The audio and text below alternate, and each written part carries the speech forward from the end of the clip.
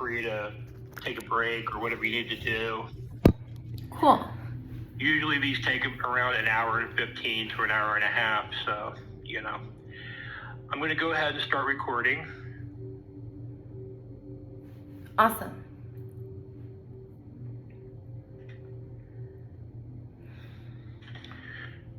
All right, I'd like to welcome Daisy to Grady TV.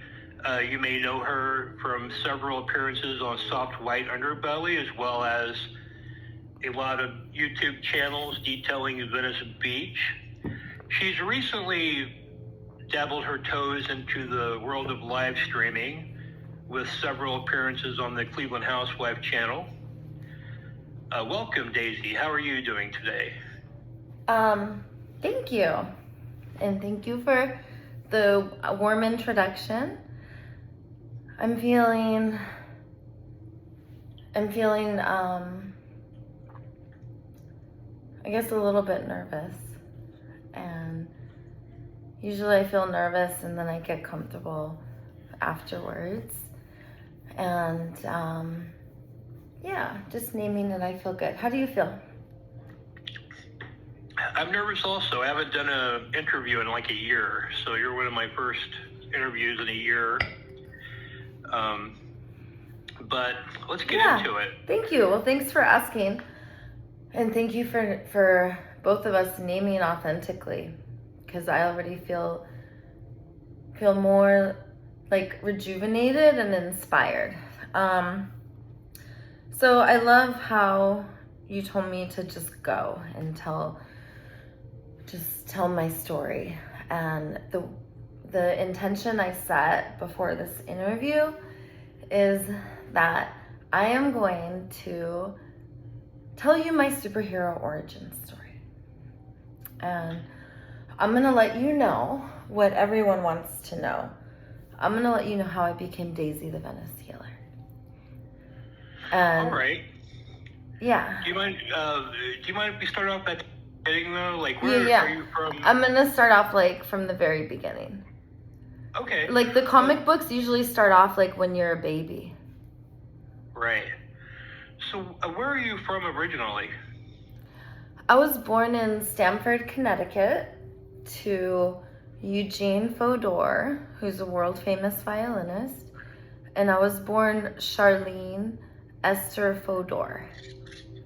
And I was born to Susan Davis. She is a gifted opera singer, and she is a socialite and a famous for her beauty alone. My mother she was Susan Fodor. And did you want to just ask me and I'll answer? Yeah. Okay. So did you have any siblings? Yes. Are they also with your father, or were you like a half sibling, or? So I was born, I'll just tell you my whole story. How about that? Right. You don't mind if I interject it and ask some further questions? No, yeah, go for it. So, so my mom was born to, I'm going to start off like before I was born. So my mom was born to Arthur Davis. Arthur Davis was born in 1917. That's my grandfather. And my maternal grandma is Marion. And I don't know my grandparents on my dad's side. But on my mom's side, I know them very well. My grandfather was born in 1917. He grew up in Brockton, Massachusetts. My grandfather had a thick Boston accent. He was a famous developer. He was good friends with Joe Coors of Coors Beer and good friends with Ronald Reagan. And he rubbed shoulders with all these famous people. He was very charming, very charismatic, had a beautiful personality, a beautiful heart, was very good looking. He was not that tall. He wore lifts in his shoes because he cared about how he looked. He looked amazing every day. And he was the developer of Cinderella City Mall, which was the biggest shopping mall. It was one of the first super malls in the country. I think it was the first super mall. So Cinderella City is in Littleton, Colorado, and they got rid of it. But from being a developer, he never even went to college, but just because of his personality and his charisma and his friends, he was appointed as ambassador of Paraguay and then ambassador of Panama. And my grandmother died when I was 2 years old. So my mother was, in her family growing up, they were pretty conservative. Like, you didn't show your belly, and he was from Boston. So as you can imagine, he had like thick Boston accent. Also, like, if you were bad, an arm would swing across the air. You would like see a spark. So my mom grew up in kind of like a volatile home that was loving, but pretty volatile. And it was pretty much the same as the home that I was in. My mom ran away, or was going to run away from home if they didn't send her to boarding school. So when my mother was 14 years old, they sent her to boarding school. And at 14 years old, my mother was a gifted opera singer, and she was a child prodigy. She had an amazing voice, like an angel, and still does. And she sang the most beautiful opera in the world. And my father, she went to the same school as Jewel and all these famous people. It's called Interlochen Arts Academy. And that was my mom's boarding school. And it was also my brother and sister's boarding school too. And my mom was at her boarding school, and my father, the most amazing violinist of our time, the most gifted and talented and famous, not only for his violin, but for his good looks, Eugene Fodor. He was a regular on the Johnny Carson show, The Tonight Show in the 1980s. He was always on the front page of the newspapers. He was an amazing star. And he played his gorgeous, glorious violin. And my mother met him at her school, Interlochen, because he was playing his violin. And he came to her and he said, "Beautiful dress." And she said, "Why? Do you want to wear it?" And she was very sassy to him and almost like dismissing this gorgeous, handsome violinist. And I'm pretty sure he was probably like 10 years older than her. She was 14 years old. He swept her off her feet, of course. She had 3 children in, I think, 4 years. And my brother, my sister, and I are all 18 months apart exactly. And I am the middle one. My sister, I call her Princess Dana Lala. She is a year and a half older than me, born Daniela Fodor. And my brother is a year and a half younger. He is born Dylan Fodor. And when we were born, us 2 girls, my father was addicted to heroin, and he got arrested when we were babies. He was like sleeping in a hotel in Martha's Vineyard that he broke into and got arrested. And I was like, why is this rich, famous, good-looking violinist like doing this? And he had so many gifts, and everyone put the spotlight on his addiction. So it was a hard time for my father. And my mother found him with needles in his arm, passed out. And we were little babies. My brother was just born. I was a toddler and couldn't talk yet. And my sister was very young. She was, because she was probably like 3, and I was 18 months, and Dylan was a newborn. And my father was passed out with a needle in his arm, and there's babies crawling around on the floor and stuff. And so my mom realized it was not a good environment. And my father was kind of like making it work and doing his violin and being, showing up for his career, but he was not able to show up for his family. And when I was a baby, I was 2 years old, my mother took us and my brother was only 6 months old, and my sister was 3.5. And she took the 3 of us, and she was so brave. And the reason she took the 3 of us away from my dad is it made it very easy for her, because not only was she having troubles, but my grandfather was having a lot of trouble too, because my grandma died in a plane crash. And my grandfather was so sad because him and my grandma was so in love. And before she got on the airplane, they made out with each other like teenagers. And even the flight attendants said something about their love because it was so magical. And my grandfather was a broken man when my grandmother, Marion, died. So my mother, she took the 3 children, and she was so disappointed in my father, she changed all 3 of our last names, and she changed my first name from Charlene to Lindsay. And she took her 3 children, and she went to Paraguay, to the United States Embassy, where there were sexy Marines and all different military people living on, because there was a military base in Paraguay.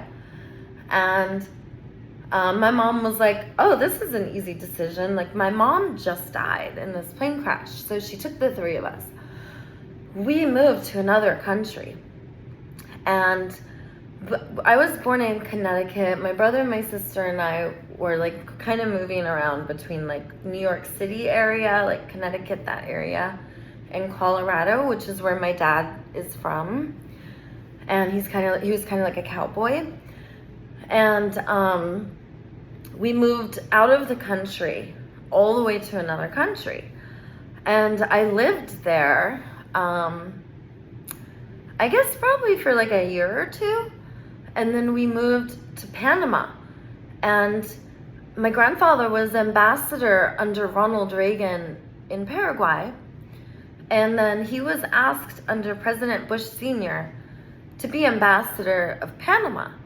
And when I was about 3 or 4 years old, I think I was like 4. I went to go meet Ronald Reagan. And after meeting Ronald Reagan, I realized the president's a really big deal. So when we moved to Panama, I got to meet President Bush Sr., and so did my little brother.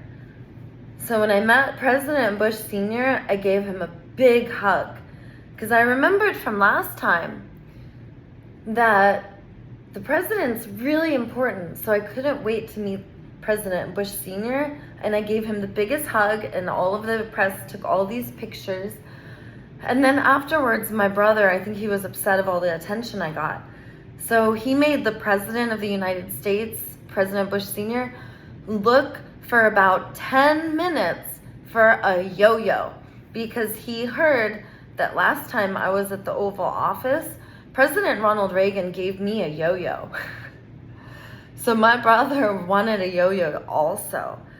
And he made the president look, because that yo-yo was important to him. So that was very memorable for me.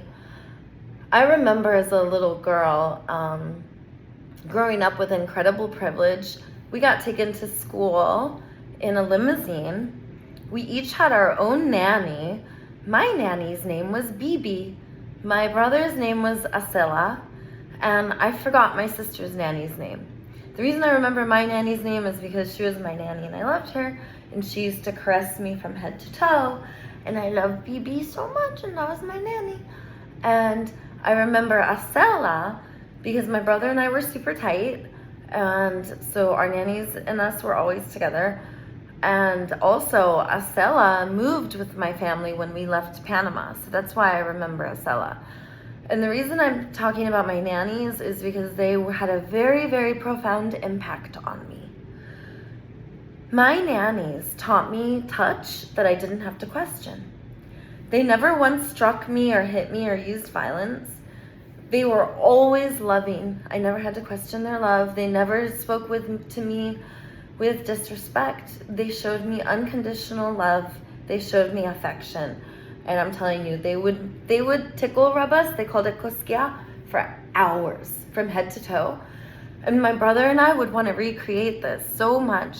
We shared a bedroom, so when we were little, we would lie opposite of each other and we would tickle rub each other's feet.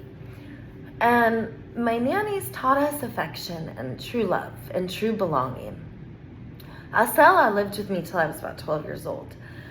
And it was so nice having her. It was so nice. It was so nice having, go ahead. Oh, so let me ask you, so this is in South America, I'm assuming? Mm-hmm. But when we came to the United States, we brought one of the nannies with us. Okay, so let me ask you about your school life. Where did you go to school at? You don't have to say the name, but like, did you start off in South America or did you start going to school in America? So in South and Central America, I was put in school probably when I was like 3 or 4 years old into preschool. And I was, like I said, I was taken in a limousine with a nanny or with my mom. And I went to different schools every year. So every year it was a different school. And some of the things I want to say about my childhood, not only did I get sent to a different school every year, but I got sent away when I was 5 years old because there was a lot of abuse in my home. There was sexual, physical, verbal, psychological. There was like every kind of abuse in my home. And I had to question every touch. And it was really difficult. So my father and I think probably would have been diagnosed like Asperger's or something, or autistic, but it was as a result of our environment. So when I was 5, I got sent away to live in New York City for a couple months in a hospital. And that was really traumatizing for me because I was bored because I was like in a room with a bathroom and a bathtub and a toilet, and I could take a bath when I wanted. And they would bring toys every once in a while on a cart, but it was like boring being like that and not having love or family. And can I ask, why were you sent to a hospital at 5? Because I had behavior that my mom thought was odd. Like I would hang all over men, but I was being molested by my grandfather since I was like first born. He was the family pedophile, and he molested pretty much all the little girls in the family, and even the little girls who would come over, and he would like rape and get well, I say rape, but who knows if they were consenting or being paid, but he would even get our teenage nannies pregnant. And when I was 13, he sexually assaulted my best friend, and we had to pay off her family. And I grew up with a lot of abuse. I was getting kicked out of my house since I was a toddler, like being forced to sleep outside, literally getting kicked in the ass and like bleeding from like who knows where. And like I was in a really abusive environment. My brother and my sister and I watched each other get beat up and molested, and the girls had to question every single touch. And for some reason, like certain girls, it would skip. Like, it happened to like me and my aunt and my cousin and all these people, but not my sister. It happened. My brother even says it happened. So it's like it would happen to some people and not happen to others, and it was disorienting because the people it happened to were called liars. So then a lot of us wouldn't want to talk. So was I autistic, or was I having a healthy reaction to my environment? Also, another trait of autism is you walk on your toes. I like to walk on my toes. So that means that I'm using more muscles in my feet. It means that my spine is more decompressed. I'm even breathing deeper. And that's a trait of autism. Is that bad? I also don't like to wear shoes because in order for me to spread my toes and decompress and be able to walk the way I am, I have to get shoes that have all the toes out. Those are the shoes I have to wear to be able to do that. I don't always feel like putting those on because it's a lot of energy to put those on. So a lot of times I just go barefoot. Okay. You said you were being abused sexually, mentally, and physically. Now, it seems like And verbally. The bulk of the sexual abuse was your grandfather. Where were the other types of abuse coming from? My mother was really verbally abusive. She was suicidal. And I love my mom so much. Like, she and I are a lot alike. My dad is like my twin. We look exactly alike. My mom and I are more, our personalities are more alike. And she and I are both pretty like, we have the same kind of trauma. I'm pretty sure what happened to me happened to her. And she's in denial.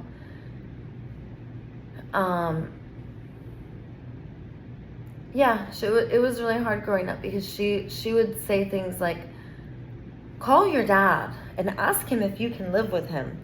But I've only seen my dad like 2 or 3 times in my life, and this is only because he had a concert and I saw him for like an hour. You know, like that kind of a thing. Like, I didn't know my dad. My dad was famous. He didn't really feel like his kids were important. His career and going on the Johnny Carson show and going on this show and this interview and this concert and this award, like everything was more important than his family. And in addition to that, he was battling addiction. So like, I remember waiting in the window for my dad because he was gonna come, and I don't know, maybe he met someone at his concert and decided to go with that person instead of coming to see his kids. But there was nights I would wait in the window and he never came. And I just remember always feeling this heartbreak. One of the worst things was like, because of my mother's trauma and my grandfather's trauma, they were not able to give me a space to feel like I made sense. So even though they were like really loving and had a really sweet side, you know, there was not the capability of being like, you make sense. Your feelings matter. What happened to you happened. Like, so I grew up really disoriented. And my relationships were really dysfunctional. Like, my brother and my sister and I all fought.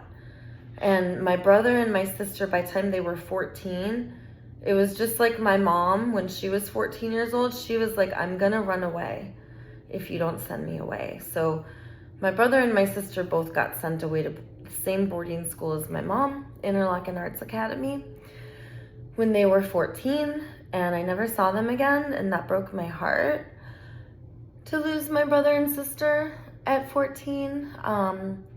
You know, when my sister left at 14, I was only 12, and when my brother left at 14, I was only 15. And was there a reason you didn't go with them? I didn't have the gifts. I had a lot of natural talents, but I had absolutely no desire to do school or any organized activity at all. I was not able to make friends. I changed schools every single year. I usually had one friend, and that was it. And my one friend, when I lived in Virginia, was Casey West. And she had a brother, my brother's age, and she was best friends with her brother, and I was best friends with my brother. And I loved my brother so much that when I was really little, like a toddler, I was like 4 and my brother was like maybe 3, we kind of hooked up because we were being molested. So it was a little incestual behavior that, thank God, we never repeated. My brother is actually gay, and he doesn't like women like that. It was more because I think we were being molested, both of us. And I used to get boyfriends that were way older than me, and getting kicked out of the house constantly by my mom, it made me feel like I didn't belong. And one time I called 911 And I said, my mom fell down the stairs and her head's bleeding.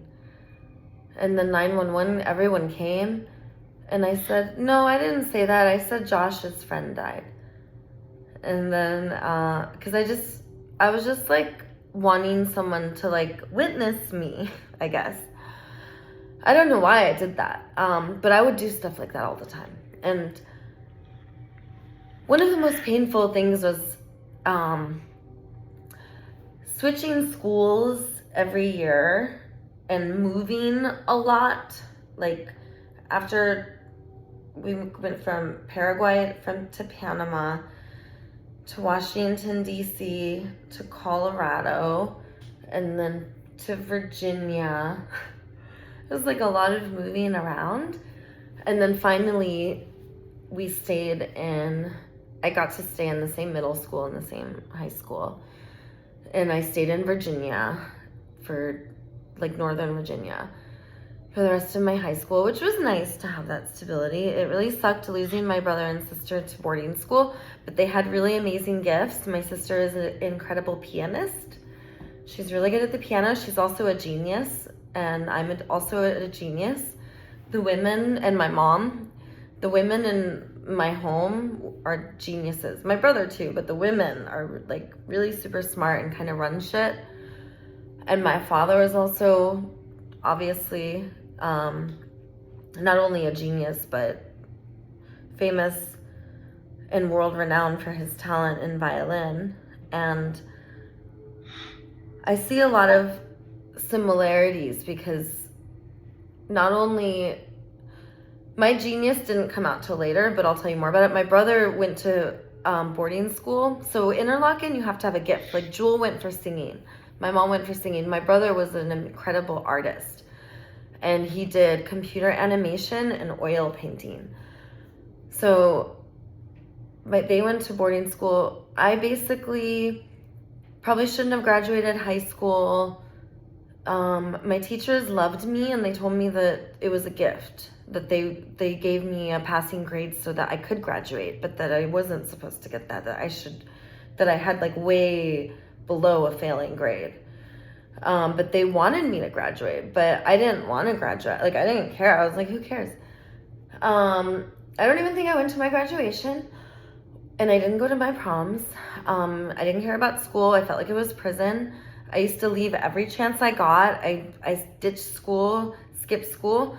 Then they would give me all day in-house detention. So then if I skipped school from that, then they'd give me Saturday. If I skipped school from that, then they would just suspend me. I get a vacation. Why would I go to more punishment? I would just avoid it. Now I don't have to go.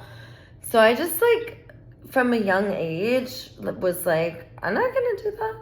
Like, I was also a genius. So I would be able to pass tests. I would be able to like do stuff, but I just wasn't doing any homework. I wasn't doing any extra work. Didn't care if I graduated. It was obvious. But if one of my teachers had a miscarriage, I would leave school and bring her Starbucks and flowers and a card. Like my teachers fucking loved me. And because of my nannies caressing me from head to toe, I was loving and affectionate to everyone. I was always hugging and snuggling everyone, squeezing their arms.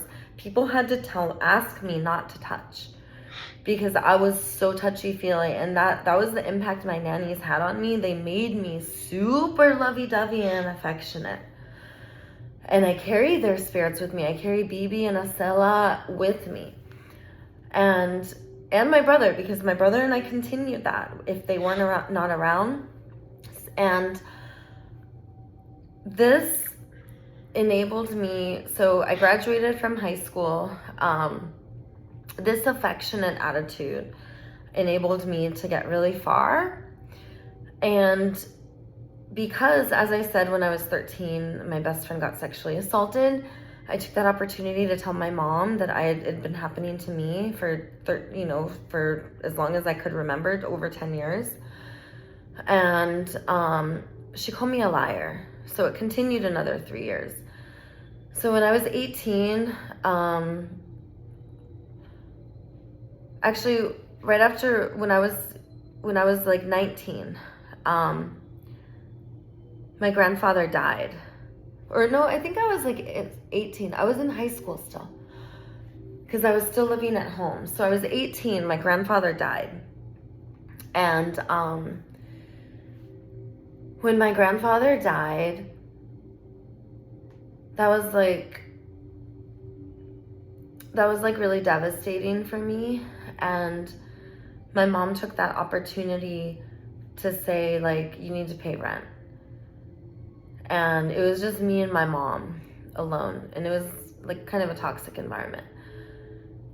So I moved in with this Washington, D.C. police officer. And we moved in together. He was 27, I was 19. And he would like pull my hair and hit me, and I would like yell at him and say mean things to him, and it was pretty toxic. So I decided to buy a house, and I was 19. I bought my first house. And how did you finance that? Were you working at the time, or? Well, as I said, I was a genius. So I did 103% mortgage, and at that time you could do that in FHA programs. And 103% mortgage enabled me to pay all closing costs and have some money and pay all of the loan. And the extra money, the extra 3% that I took out, I used to pay closing costs and whatever I needed and to upgrade the home. And the first home I lived in, I rented out the other 2 bedrooms. And the rent I charged them allowed me to have income on top of paying my mortgage. So at 19 years old, now I have my own house. My 2 friends are paying my mortgage. I have an income passively. I don't have to work. I had been a waitress and been working in restaurants since I was like 14 years old. I was working in restaurants doing like gross jobs. And I decided at that point I wanted to recreate my trauma from being molested. And since I was called a liar, I was not able to heal it. So I had to reenact it. So what I did is I decided to work for an escort agency. And at 19 years old, no, I didn't do it yet. That was at 22 when I found cocaine. Yeah, I found cocaine at 22. And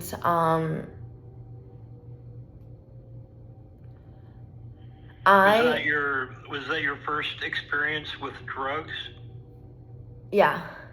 I became an alcoholic at 14. Okay. And my friend and I were going to nightclubs, and I would go to bed early because I was tired and drunk. And she would go to bed late or not go to bed at all because she was doing cocaine.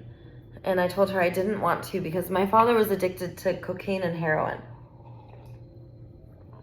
But one night she put cocaine on her nipple, and I sniffed the cocaine, and I was 22. And when I did that cocaine, it changed me. And I had been working in restaurants, but once I did cocaine, it numbed my body in a way that it made me wanted to sell it.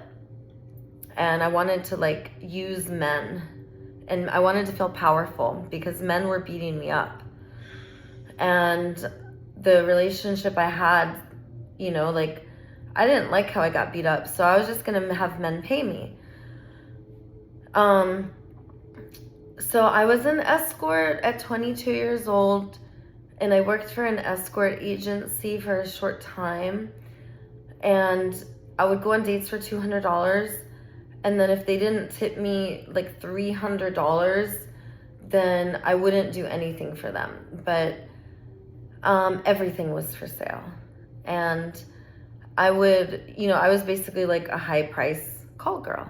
And I was in the Washington, D.C. area, and at 22 years old, I was doing cocaine. I had my house in Reston, Virginia, and I'm going on calls as an escort. And I'm making thousands of dollars, and I've got like $5,000 cash at a time, and I'm just like living this life. Like, my home looks amazing. I'm eating really good food, and I'm used to this lifestyle because of how I grew up. And my mother, you know, had always dated rich, famous men. Like, her boyfriends were like Ted Kennedy, who we know who that is. Damien Chapa, who's an award-winning famous actor. Eugene Fodor. Like, my mom was only with rich, famous people. So I found rich, famous men I was an escort for probably like 6 months, and then I had my first sugar daddy. He's paid me $12,000 a month. In addition to $12,000 a month, Eric Weinstein, and you could look him up, he was the owner of Carteret Mortgage. And in addition to my $12,000 a month, I was also giving an American Express card, a black one. And one time I spent $44,000 on my black American Express card in 1 month. And my boyfriend, my sugar daddy, said nothing. I thought for sure he was gonna balk. He said nothing, he just paid it. So I would recreate, I had a very dominant personality. I would recreate in my sugar daddies the dynamic known as dominatrix. And I would find subs. So most people understand what that means. I would find men who would submit to me, who I would abuse, and who would worship me in response. So in addition to my black American Express card, there was like rules, like if I allowed him to like we only had sex twice a week, and if we had sex more than that, then he had to pay me, in addition to the $12,000, $2,000 each time. And I mean, there was like a whole, like, everything was I looked at men like objects to be used, and I'm sure they looked at me the same way. And I had my own bedroom in his house. Everything was paid for, right?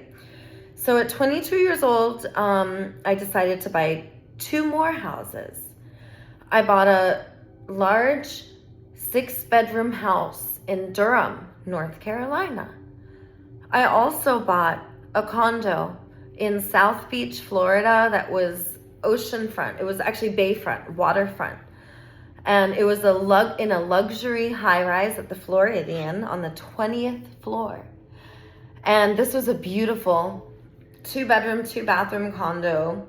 It went up from $500,000 to $1 million. And something happened with the financing, so I bought these other 2 places, but I couldn't buy it.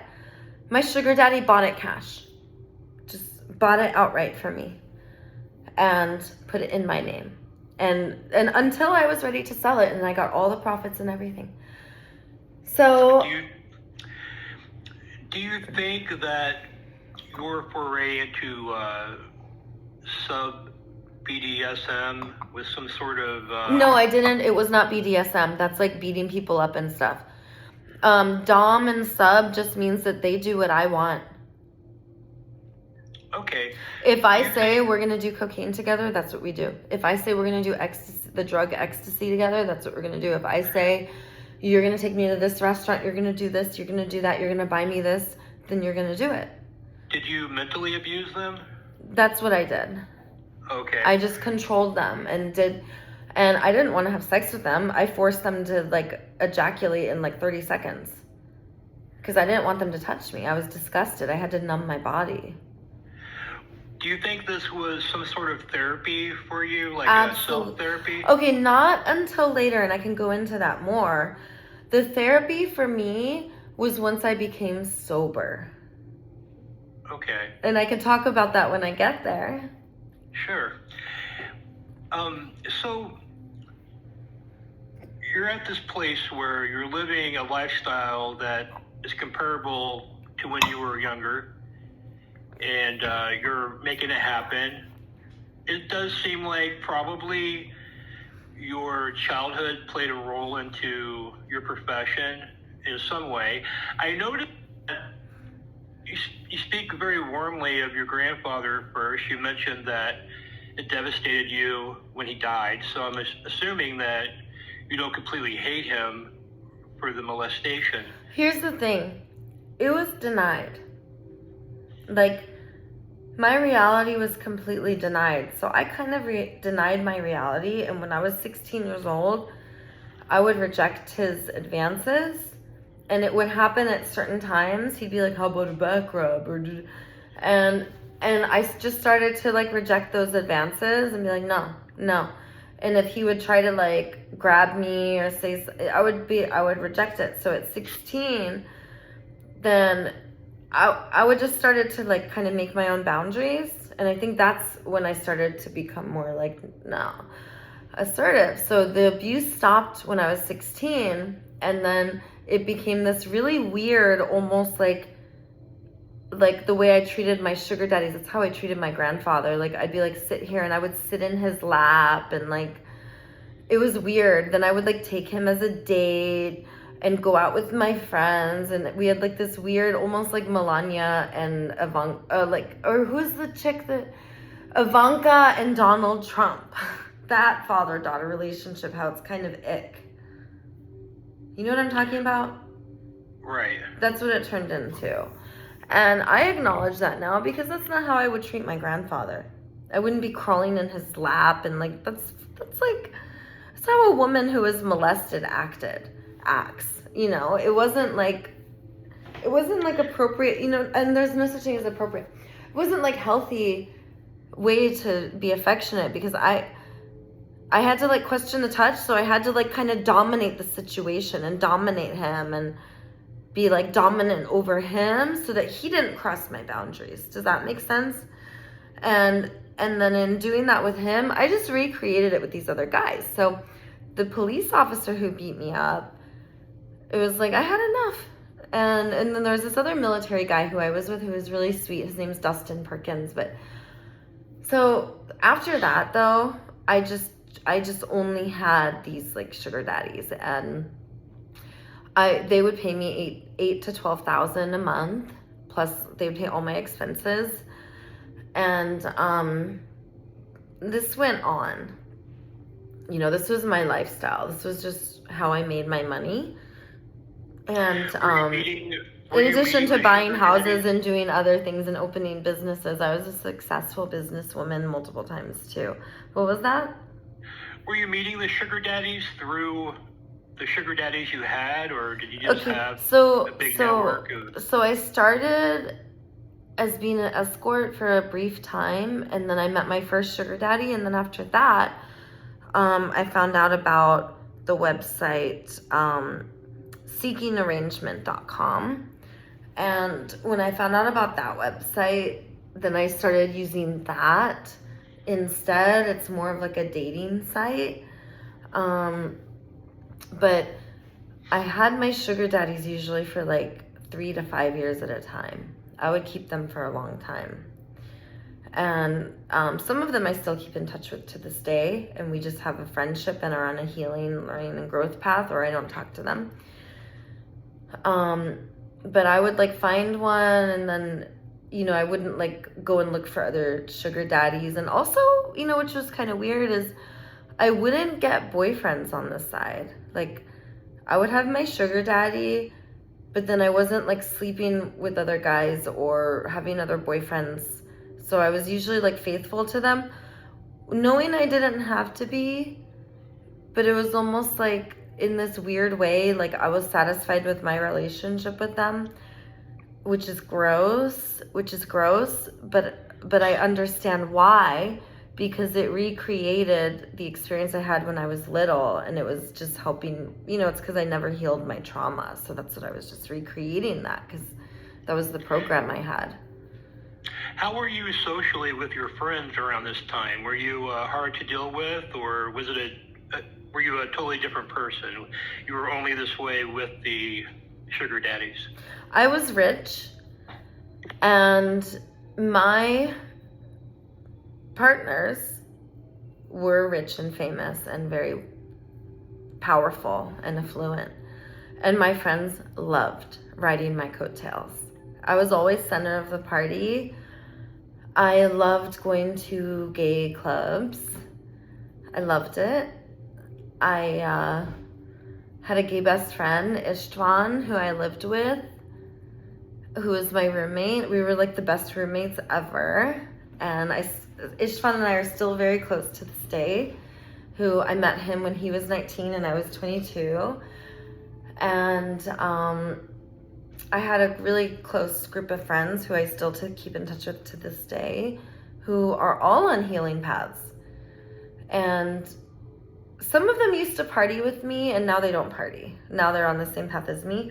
And then other friends of mine, like, never got drunk and never were like that.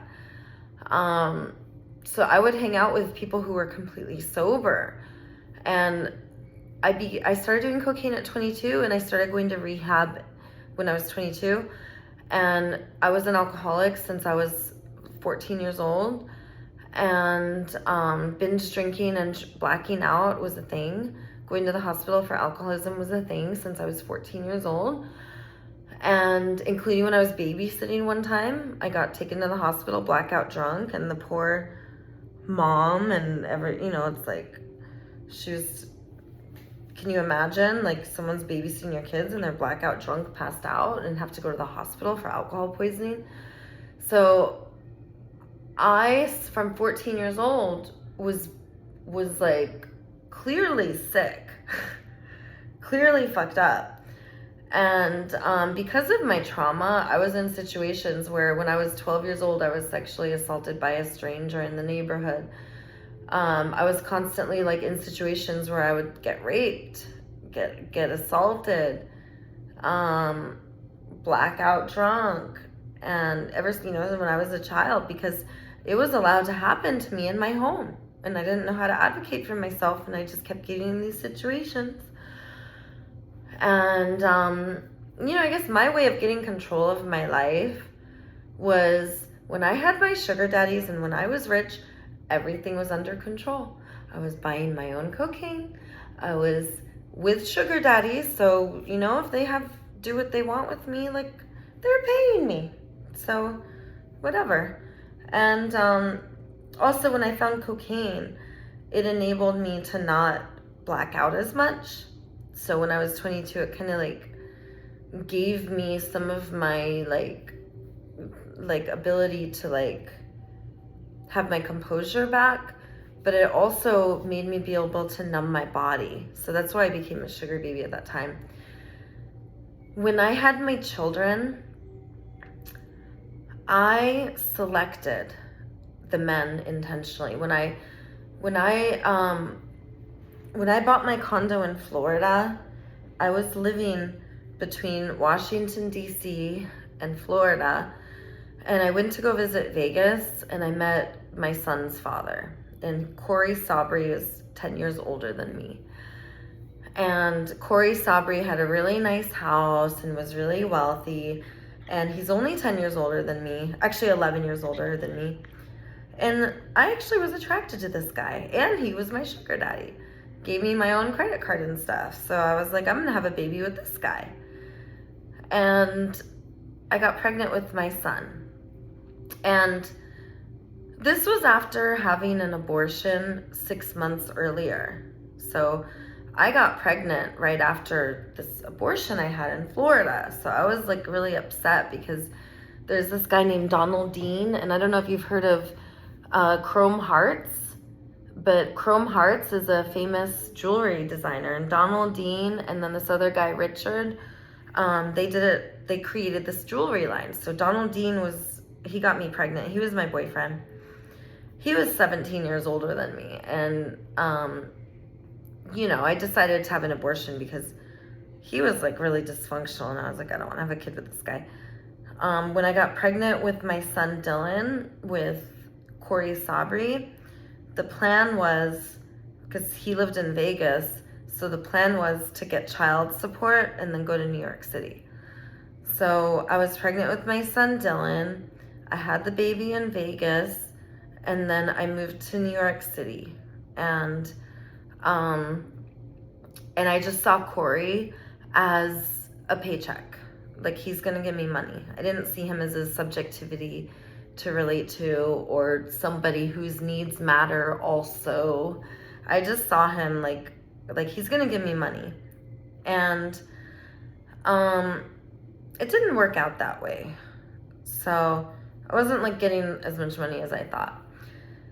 So I got pregnant, and I wanted to have another baby because I really wanted to be a mom, and I wanted to like love my kids up and have the same love that I got from, you know, the nannies and stuff, try to give that love to my kids as a mom.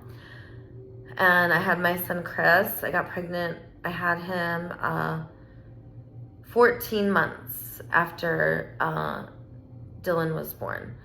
And Chris's dad, he's deceased. His name is Dominic Canavo. And my son is Christopher Canavo. And that's his first and middle name. And my oldest is Dylan Arthur, after my brother, because I love my brother so much. And Christopher's dad, so I moved to New York City.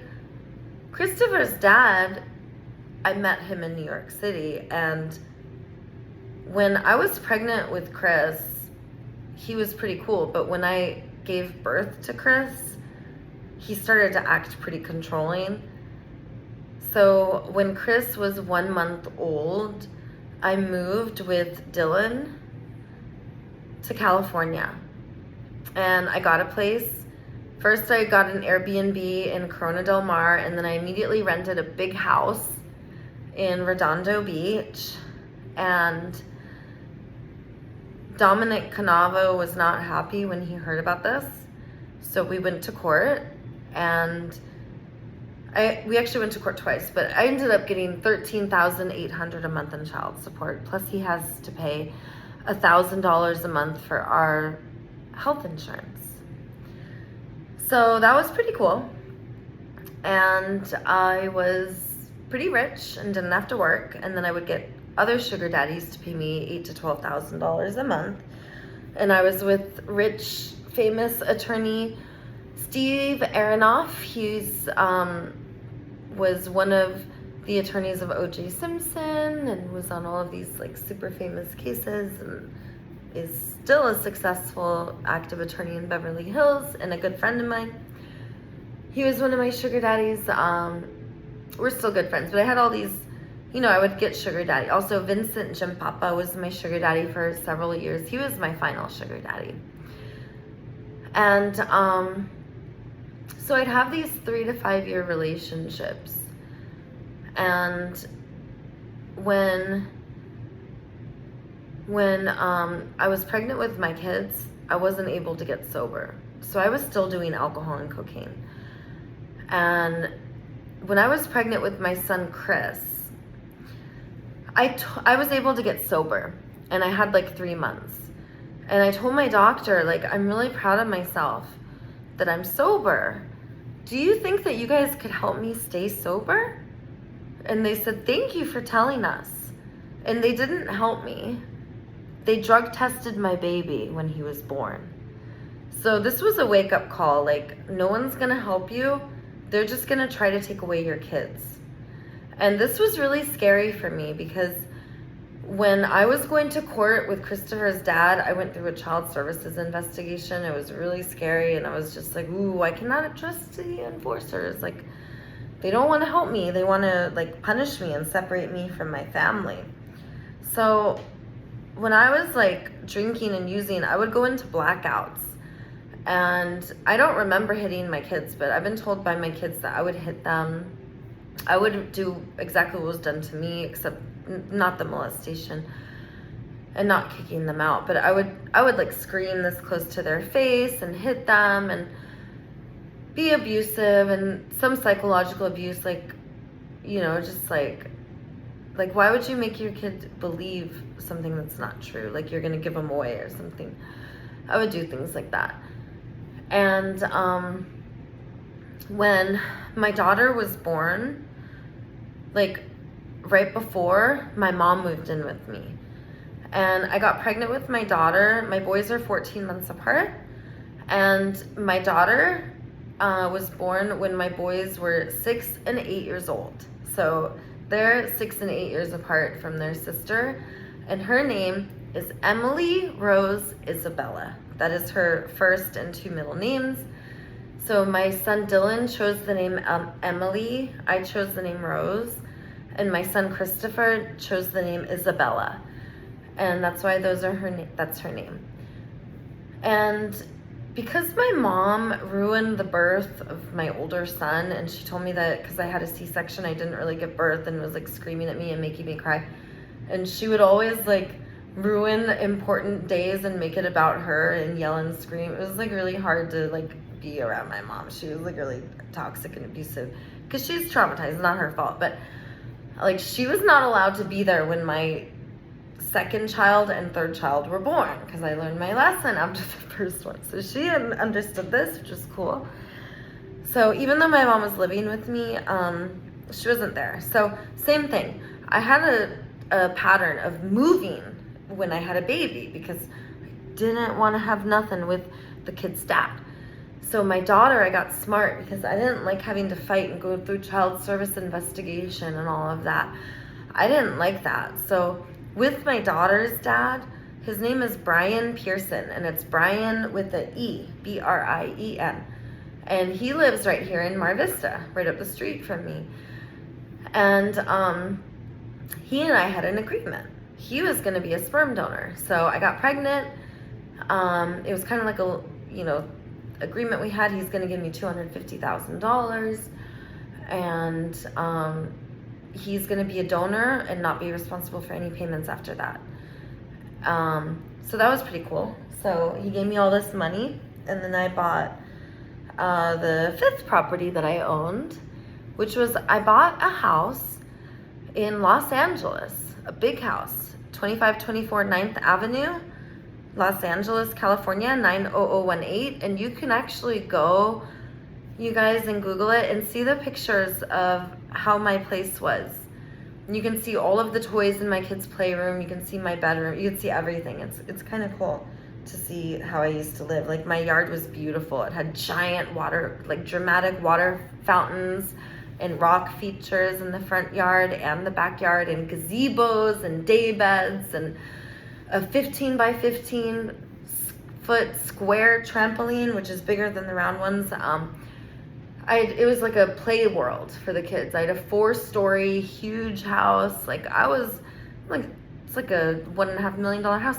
It's like living the dream, And I just had my daughter.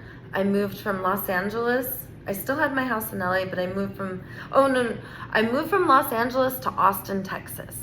And I gave birth to my daughter in Austin, Texas. And then I moved into my new house that I bought in Los Angeles, because at that point we had this agreement. He's not going to try to be in the way. So I was like, okay, I'll go back to LA. So I was only in Austin to have the baby. I was there like 6 months for the end of my pregnancy. And my daughter was born. Around this time, my sister and I became estranged. So my sister came to the birth of my daughter, and it was really great, and my brother was there, and it was really great. And like, my family life just started to get kind of rocky. And when I moved into my new house in LA, like, it was so wonderful having my daughter and my 2 boys, but I was still really struggling with addiction. And my mom moved back in with me in Los Angeles in my new house, and having my mom was actually really cool, because like I had this period where she and I were fighting, and when it was like me and her and the boys, but after my daughter was born, like she and I were like doing really well. And I had this new house, and we're doing all this renovation and spending all my, like I'm getting $14,000 a month, and then I get another $8,000 a month from this sugar daddy, and I'm pretty rich. And my mom's just riding my coattails, and she gets $1,000 a month allowance and her own credit card to spend and go buy groceries. And she and I are doing well and have a new baby. Every morning, my mom watches the baby for me. My daughter loves my mom, and I get to sleep in every single morning because my mom is there. It was amazing. And I had this nanny, Blanca, for my boys, who worked for me since Chris was a newborn and my son was 2.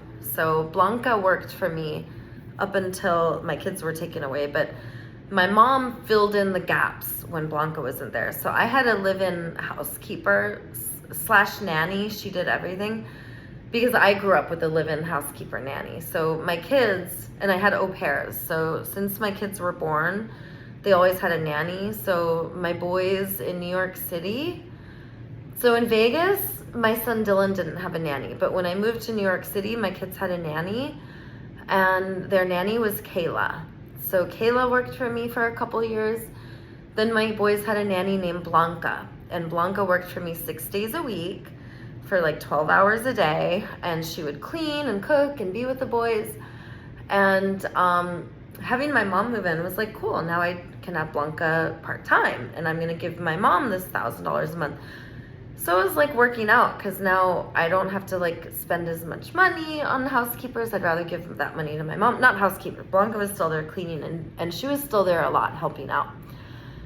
But I didn't have to pay her as much. So Blanca continued to work with me until the last day I had my kids, by the way. She was part of the family. So as the whole time I was in California, I met Blanca when I first got here to Redondo Beach. So Blanca worked with me. Every time I moved, Blanca moved with me. So she's part of the family. So shout out to Blanca. And she was really always there for me. My mom and I, my daughter was 18 months old. My mom and I started to have some problems. And by this time, my sister and I were estranged and not talking. My brother was fighting with my mom and sister a lot and wasn't talking to them, but was still talking to me. And there was just a lot of rockiness in our family, and I had been having Child Protective Services come for a variety of reasons. And when my daughter was 2 years old, and my boys were 8 and 10 years old, my mother had moved to Florida to be with my brother, and I was living alone with my kids. And I was living the same lifestyle, except now I'm back to having people taking care of my kids instead of my mom. And I was getting so blackout drunk that my alcoholism had gotten to a point where I kind of preferred for no one to really know that I was that drunk. And I had just bought this brand new RV, and I was coming back from a trip with my kids, and the kids were in the RV instead of at my house. So usually I would just leave my kids home alone and they have room to run around and play. But this one particular time I left my kids alone. I left them in the RV. And I told you I had $1.5 million house. I had $110,000 brand new RV, really beautiful one where the whole side came out. And I had parked the RV right in front of the restaurant where I had a date. And this person I had a date with, I met on Seeking Arrangement. And in the arrest report, he lives right next door to the restaurant. So my kids are right outside. So in the arrest report, it says this guy gave me, and this is what happened basically. And the reason I say the arrest report is it's public record, so people can look it up. Basically what happened was I'm in West Hollywood, and the West Hollywood sheriff's officers show up because I'm really drunk. And I just went on a date. This guy gave me $2,000. I didn't have to hook up with him, didn't have to do anything. We just went out to dinner. It was amazing. And I've got $2,000, but I want some cocaine. And he and I like get in some kind of an argument. For some stupid reason, I think I'm gonna like call the cops on him. And I'm blackout drunk. And the cops come and they arrest me for prostitution. And as I said, I never even hooked up with this guy. It was just like part of the story. He was like, yeah, I gave her $2,000 for a date. They just assumed, but as a sugar baby, like the guy gets skin in the game for going on a date with you. Like you don't hook up with him. So it wasn't even prostitution. But what happened was like, I wanted to create this narrative that this guy raped me and then I was gonna like sue him and get money and lie. So I called the police and said that he assaulted me when he didn't, and I lied, and it's in the police report. So that's not true. He didn't like sexually assault me. He did give me $2,000 though, and he was a gentleman. Like he never tried to do anything. He was just being cool. And we got in an argument because like it wasn't enough for me to be drunk. I needed to have cocaine. And I called the cops on him because I was going to create this story. And it was evil what I was going to do to him. And I can see how the universe would turn that around on me. And it would be like an opportunity to either awaken me or take me out. And that's exactly what happened. Because I was going to lie about this guy. And I had done it before. I had made up lies to the police before and sicked them on people. And I had like a narcissistic personality where I would hit my kids, I would hit people, old people, I would hit my mom, I would hit dogs, I would lie. One time I got mad at this guy and I lied and said he was gonna kill his wife, sent the police there. You would do these evil things, and I didn't consider others' needs or how it would impact them, or the fact that doing this actually hurt me also. I was just hurting, so I wanted to hurt others. And I was gonna take this guy's money because he was really, really rich. And I was gonna like sue him, and I was gonna create this story about how he tried to rape me. So the cops came and it backfired. Like I went so far as to the cops came, they took me to the hospital. I was like pretending like I got raped, and it was taking forever for them to do this rape test on me. And I was so blackout drunk, I don't even remember if I had a rape test done. But it was weird because the police were with me and they didn't leave me the whole time. And he didn't even have sex with me or anything. I just pretended that he like grabbed me or touched me or something. And I don't know why I was like trying to lie like that. It was the weirdest thing. But I was like, look, he hit me or grabbed me.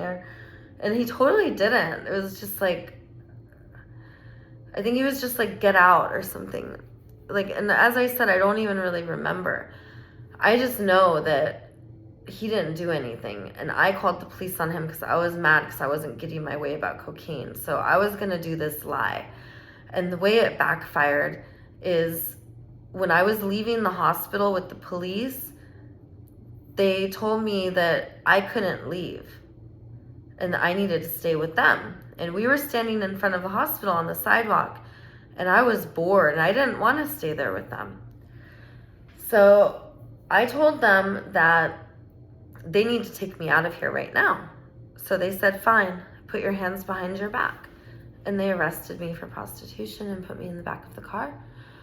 And as I said, I never even hooked up with this guy. I just had an evil plan. But I think that they knew I had an evil plan. I think like they knew I was gonna lie or something, and they arrested me for it and charged me with a crime I didn't do. And I was in jail and I was freaking out. I was losing my shit, and I kept begging to leave the cell. All night long I was freaking out, and I was begging to leave the cell because I needed to use the phone, because I needed to call my son. He was only 10 years old. And he was alone. He was alone babysitting an 8 and 10-year-old. And my daughter had a diaper that I didn't want him to have to change. I knew he knew how to change pee-pee diapers, but I never made him change poop diapers, and she was gonna wake up and poop. And also she was sleeping on this top air. It was just like not a good situation and I needed to get back to my kids. So I was freaking out and I left them alone because I was too scared to leave them alone with people. And as I told you, when they drug tested my son when I was pregnant, I learned like you need to keep secrets. You can't ask for help. And I tried so many times to get sober. I couldn't get sober. I was using against my will. I really wanted to get sober. And while I was in that jail cell, I was calling my son over and over again, losing my shit. And there's a police officer listening to every one of my phone calls. Like, they let you use the phone, but they listen.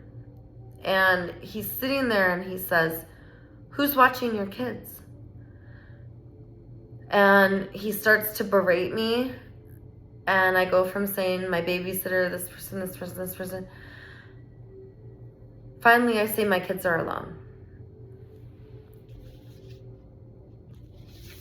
I lie about the age of my son. Instead of saying he's 10 years old, I say he's 12. And the police officer asks to talk to my son. He gets his location and they get there before my sister does. I'm in the jail cell absolutely losing my shit. Next thing I know, my children are in the police station. My sister is in the police station. Then I get called to the front and a DCFS worker is there. And she tells me that she is going to take my children into DCFS custody and it will take 6 months to a year to get my kids back and I have to sign this thing. And I'm absolutely in shock. And I sign this piece of paper in front of me. And my children get taken away to an orphanage. And they refuse to release my children to my sister, who is there at the station ready to take my children. And instead of giving them to my children, they mistake her for a African-American woman who got charged with prostitution. And they think that because she's this African-American who got charged with prostitution, she can't have my kids. But my sister is white. And if they had just looked at the race, they would see that this is a completely different Daniela Davis, who may have the same birthday as my sister, but the race is wrong. Like, this is not her. And mistakenly identifying my sister as someone with some kind of criminal record, they refused to give my children to her and put them in the foster care system. My children's first placement was in an orphanage. My daughter was then moved from the orphanage 2 hours away to Riverside, California. The orphanage was in downtown Los Angeles. My boys and my daughter cried as they said goodbye because they wouldn't see each other again for 6 months. I was in jail for 5 days. I was facing 3 counts of child endangerment. 1 was a strike felony and the other 2 were regular felonies. I was facing 13 years and 2 months in prison. And I was also facing the misdemeanor of prostitution. When I saw the first judge with my public defender, I was still in custody. I was still in jail. I immediately lost my brother, my mom, my sister, every one of my friends. Not one person would support me. My brother became estranged from me. My sister became estranged from me. My mother became estranged from me. Every one of my friends, I had the party house where everyone brought their kids to go hang out. Like, all of the moms were friends with me. Everyone rode my coattails. I went all around Europe to 44 countries with my 2 boys, and I always had at least 2 or 3 of my friends and their children with me, all of whom I paid for, everything. Food, transportation, a place to stay, everything. And I went from having all of these friends who were riding my coattails, all of my family members who were riding my coattails. My child support ended, the $14,000 a month. Also, I was forced with, like, now I have to get sober, right? I can't do drugs and alcohol anymore. So I can't be a sugar baby anymore. So my $8,000 a month from my sugar daddy, done. These $2,000 dates, like, nope, no more high-priced call girl, no. It was like the jig is up. And I had to make a choice, like, do I get sober? Do I find my higher self, or do I continue this path of destruction and lies and re-traumatizing myself and having unhealthy, codependent, toxic relationships? Or do I choose a higher path? And what is that higher path? I didn't see my children for a month. My boys were in the orphanage for probably about a few weeks until they were placed in Simi Valley. My daughter immediately got sent to a group home with a whole bunch of babies and toddlers in a Riverside Spanish-speaking only household where nobody spoke English. The first time I saw my kids, it was over a month. I saw my 2 boys separate from my daughter. My daughter had a bleeding diaper rash, and she was covered in acne. I've never seen her with acne or diaper rash or any of that, but she was so stressed out and scared and was crying nonstop. The foster mother told me, even though she didn't speak any English, I spoke some Spanish. And my mom told me my daughter just cried nonstop. And she was really stressed out. Our first visit was devastating. You know, it was like we were only allowed to hang out together in McDonald's for an hour. And then she was ripped away from my arms, screaming and crying. And then I didn't get to see her again for a whole week. And then I got to see her for another hour. And then she cried and screamed, and this went on. I would see my boys about the same amount of time, except I was allowed to see them for like 3 hours. And these visits were usually done in a office at a Department of Children and Family Services office. I was not allowed to go to see my boys outside of the office, and there had to be someone sitting in the room with us. Also with my daughter, the McDonald's was because my daughter was all the way in Riverside, and then we eventually had to find a DCFS office to meet at. And it was always done in an office with a monitor. And sometimes I went months without seeing my kids. And the visits were really traumatizing because they were never in a home environment where we could snuggle. It was always someone writing a pen and interjecting and telling me not to talk about that, not to talk about that, not to talk about that. Change the subject. Don't do that. Don't do that. And we weren't allowed to really like snuggle or like, you know, be ourselves. And this was in June. It was July 2018 when I lost my kids, on the 21st of July 2018. I got sober August 2nd, 2018. And my boys got sent to another foster home. They were separated from each other, and it was like a temporary home that they would go to.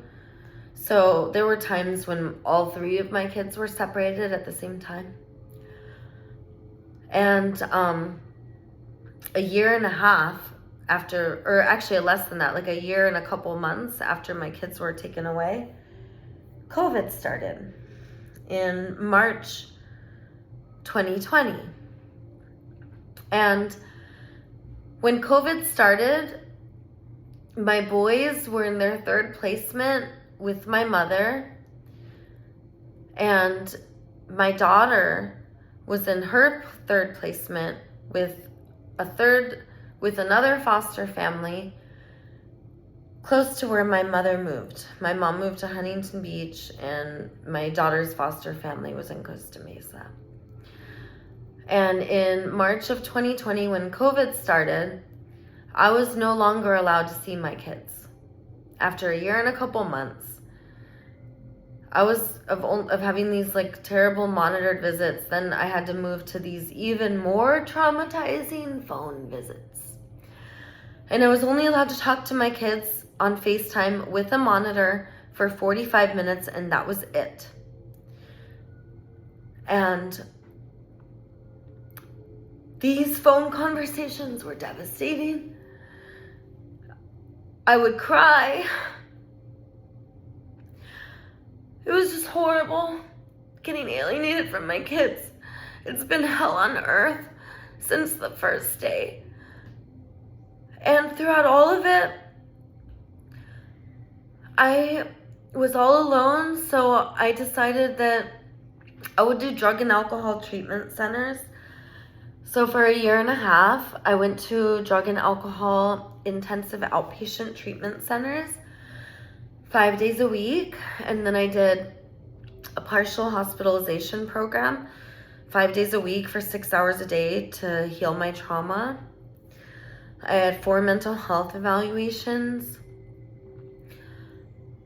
I continued to see a therapist and a psychologist and a psychiatrist. I went to Alcoholics Anonymous meetings, Codependence Anonymous, Al-Anon, and Sex Addicts Anonymous meetings. I went to so much personal development that I started to get creative, and I would go to Course of Miracles, and then I started to go to nonviolent communication groups, and I was always working on myself.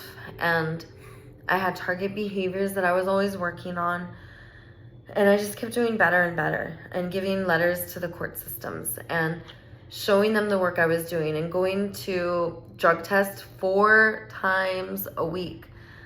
And how were you supporting yourself during this time? When I got sober, I could no longer be a sugar baby. So what I did instead is I used the website Seeking Arrangement to find willing participants who wanted to participate in ways of healthy discharge of trauma and healing trauma.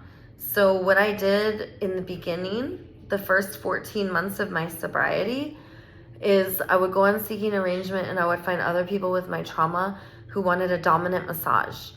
And I would find willing participants who wanted to get beat up, and they weren't allowed to look at me, lust at me, touch me. They paid me to kick their ass. And I called this a dominant massage.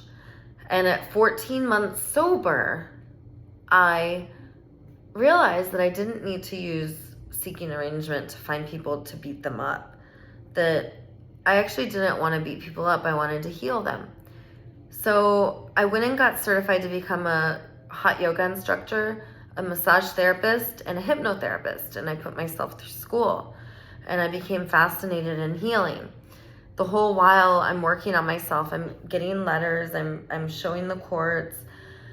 I have an attorney. They're about to take away my parental rights. And by this time, my mom, my brother, my sister are all writing letters against me. They're not helping me.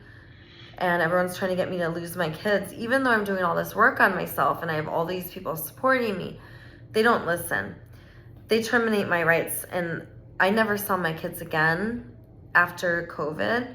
The only reason I saw them is because I would go see them illegally. So I kept catching cases. They would put restraining orders on me. I would violate those restraining orders again and again. I accumulated, through the course of from 2018 till now, 7 felonies, and either 6 or 7 felonies and like 25 to 30 misdemeanors. And I'll go through all of those in a sec, but we're not there yet. During my healing process, like, I was willing to do everything that was asked of me, but I had to like learn how to talk to authorities, because I was speaking this language of evaluating, thinking, strategizing, demanding, threatening, punishing, rewarding. And I needed to learn how to talk about my feelings and needs, and I didn't know how. So I was like yelling and threatening my social workers, who were literally playing God in my life. Part of my healing work was finding nonviolent communication, learning to talk about my feelings and needs, and making requests to get everyone's needs met, and to talk about neutral observations instead of evaluations about rightness and wrongness, and what's good and bad, and how it should be. Like, to learn to speak in a softer way.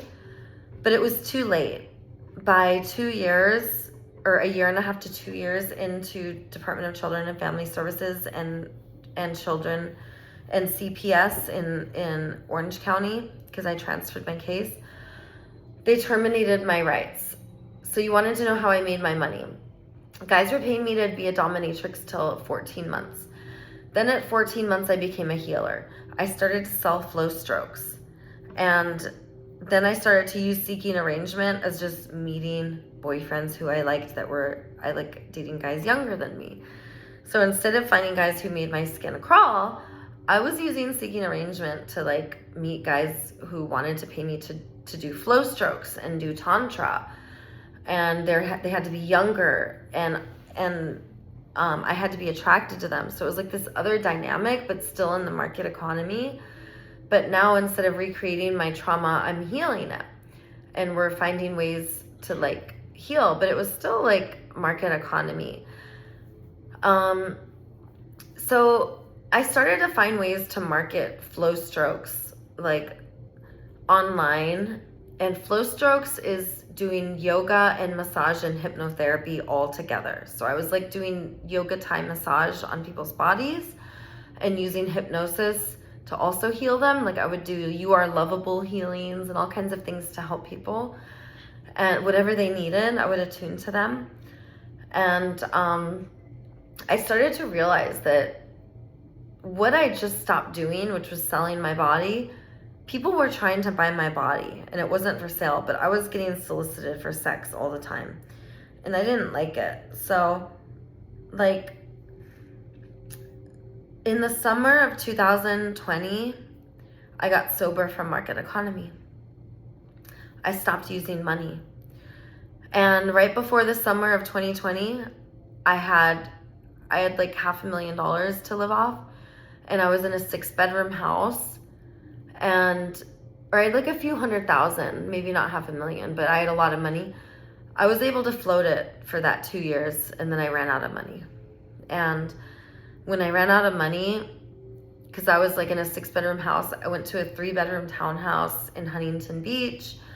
And then from a 3-bedroom townhouse in Huntington Beach, I went to, it was right before I lost my parental rights, and the woman who was living with me, she even testified against me. It was like, I had to like leave that place and just let her have it during COVID because she wouldn't leave. And that was like a big lesson to me of unconditional love. And I realized that fear is the absence of love, that I could be loving and take care of her even though she was hurting me. And she stole my furniture and stole my home. And I told her that I don't want anything here to have bad energy. Everything is a gift to you, and I love you. And it took me 3 days to forgive that woman. But I mean, I was dealing with such a big other stuff, like losing my kids. And it was like a gift to learn how to love her. And that was a big act of like unconditional love, like learning to love someone who hurt me, who stole my home, who stole my bed, who stole all my furniture. I was like, screw it, I'm gonna sleep on the floor. So at that time, I moved from a 3-bedroom townhouse, and I moved to a 1-bedroom home in Santa Monica. And I was subletting the home from this woman, this amazing Indian woman, I forgot her name. She was living in New York City, and it was the summer, it was June 2020 in COVID, and I was only there for 1 month because she told me they had just terminated my parental rights and I was a broken woman. I was so devastated, and she told me that I was not allowed to live in her place if I didn't pay rent. So I took everything I owned to the beach, and I moved to Venice Beach. And that was the first time I was homeless, was in June 2020. And I had just lost my parental rights to my kids, and I was so devastated. So I moved to Venice Beach, and everything I owned was at the beach, and the police were not allowed to throw away our stuff. So I made a yoga studio, and I called it the Healing Hut. And even though I moved everything I owned to the beach, I only spent the night there 1 night because I was really scared. And the first night I spent in Venice was really scary. So I was like staying with friends and finding like other places to stay. And after a couple weeks, somebody noticed what I was doing, because I became Daisy the Venice Healer at that point. I had heard Tony Robbins say I created this motherfucker and point to himself, and I thought to myself, I'm gonna create a motherfucker too. So I had chosen the name Daisy, and I decided, okay, I'm Daisy the Venice Healer. And I'm on this hill, and I moved I'm sorry, but was there a reason why you chose Daisy? Yeah, because Daisy means maker of superheroes. It actually means maker of kings, but I translate that today to maker of superheroes. And my hypnotherapist coach, like, I had all these masters. My master in hypnotherapy was Carlos Casados. My master in body work and healing was a shaman. I call him the ancient surfer. And his name is Kent Ewing. And my master in yoga, her name is Darlene Deeren, and she has Radiant Hot Yoga. And I had masters. My master in nonviolent communication is Yvette Erasmus, who I would go to every single week, and she has a class every week on Wednesday. So I find masters in my trades. And what was your original question? I'm sorry. Oh, I was just asking why you chose Daisy. Oh, yeah. So my teacher, Carlos Casados, was one of my masters, and he told me that I needed to choose a meaning and purpose. I needed to choose a name. I needed to choose a direction. And that my meaning and purpose was 1 or 2 things. And he said to get laser focused. So I started to sit in the space of not knowing. And it came to me that I was here. I was not a yogi master. I was not the hypnotherapist. I was not all these things I thought I was. I was here to awaken, number 1, and unite, number 2, specifically the humans. And what that means is I awaken the humans to their truth, which is that we are superheroes with a meaning and purpose, and that we are lovable no matter what. And I am here to unite the humans, because when we gather, we are smarter and more powerful than when we are separated. And we can create beauty, abundance, and an environment for all to thrive in once we awaken and unite. So that's how I became Daisy the Venice Healer, because Daisy means maker of kings, which is like the maker of superheroes. And Daisy is like a flower. Like, Daisy is a symbol in war. Like, you see, it's like the one who put the daisy in the gun. And like, if you step on a daisy, you may smush it and kill it and take it with you under your shoe, but you still carry my fragrance with you. So Daisy is actually a symbol of power. So that is why I chose the name Daisy. And then Venice is my tribe. Like, I will always be Daisy the Venice Healer. Everyone can find me in Venice. Like, that is a part of my name because it is me. And I ground and bloom where I'm planted, and that is Venice Beach. And I was taught as a little child, from moving everywhere, going to a new school every year, moving all over this planet, I was taught that I need to have a home. I need to have a place. And for me, that place is Venice. So it is part of my name. The reason why the is in there is because that's to acknowledge the oneness, and also to acknowledge the fact that we need each other in order to self-actualize. We must be witnessed. So not only are we separate, we're also one. So that's why it's because there can only be one Daisy, but we're also together.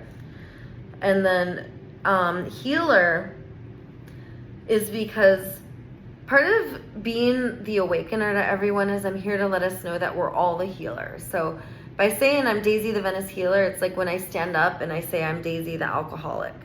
Saying I'm Daisy the Venice healer, it's like my tribe is Venice, so I'm Daisy the Venice healer because all of us are in the time of awakening. So all of us must step forth.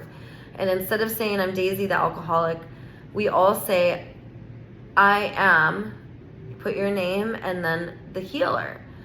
And we need to say this because not only is it the time to heal ourselves, it is the time to heal the whole planet, to create a new human and a new earth. It is the creation of heaven on earth. It is that time. And that's what I am here to awaken us to. And that is why I chose that name. Do you mind if I ask, during your time incarcerated and going to hospitals and stuff, did they diagnose you with anything particularly? Yeah, I mean, when I was little, they weren't really diagnosing autism, but it was like similar to that. And then as an adult, like my first mental health evaluation was borderline personality.